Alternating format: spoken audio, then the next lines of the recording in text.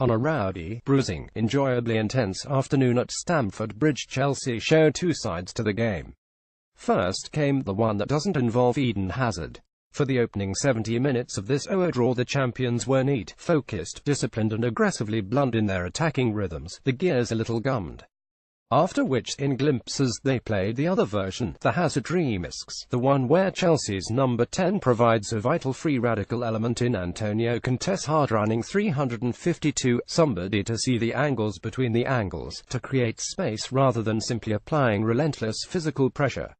Even with a convalescent Hazard on the pitch, Chelsea looked not just more potent but better balanced, a team with deeper gears, even a little champion swagger. At one point as the game ticked down, Hazard dropped back, picked up the ball inside the Arsenal half and turned away from Olivier Giroud in a slightly mocking parabola, spinning through 180 degrees like a frigate evading a supertanker, showing in that moment the ability to beat an opponent almost as an afterthought that is beyond anybody else in this Chelsea team. Not that there's any great shame in that. Chelsea still came close to scoring several times in that opening hour. And Hazard is a genuinely rare presence in the Premier League, the obvious grace node in this hard-running collective, and a player without an obvious replacement in the squad. Even before kick-off it was tempting to wonder where Chelsea might find a goal if Alvaro Morata was closely marked. Willian has 3 Premier League goals this year. Pedro has 2 since February.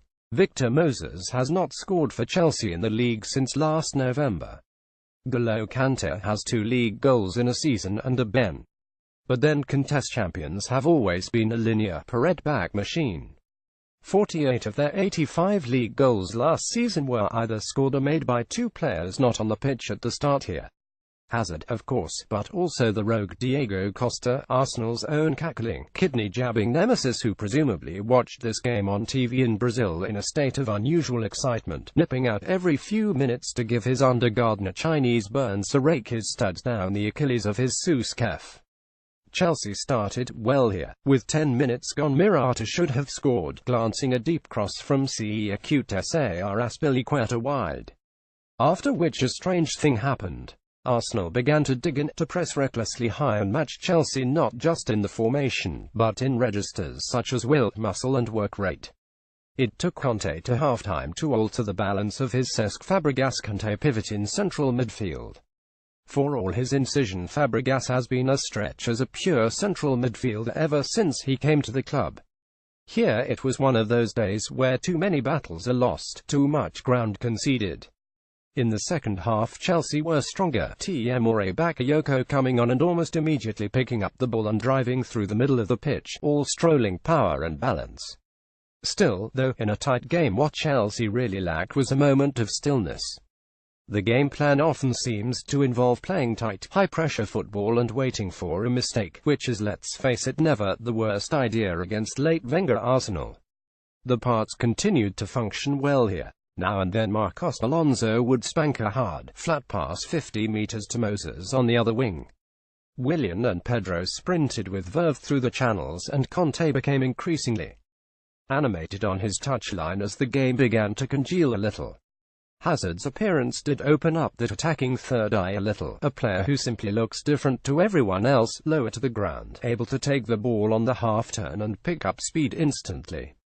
3 or 4 times there were moments of muscle memory recall as Hazard ran at Arsenal's defence with the old preternatural balance, feet battering the turf in double time.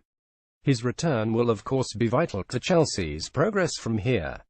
For the last 3 seasons Chelsea have had 2 players to wrench days like this away. Morata is a variation on Costa, but not in any sense a replacement for his horrible, match-turning voodoo.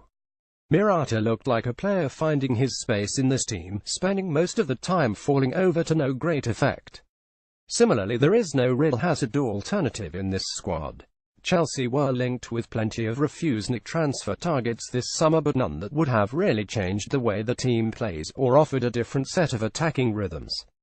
Conte seems to want 2 Chelsea teams that will play the same way. If this claustrophobic game of fine details revealed anything, it is that he is perhaps missing another note of flair and uncontrolled creativity to slot in on days like this.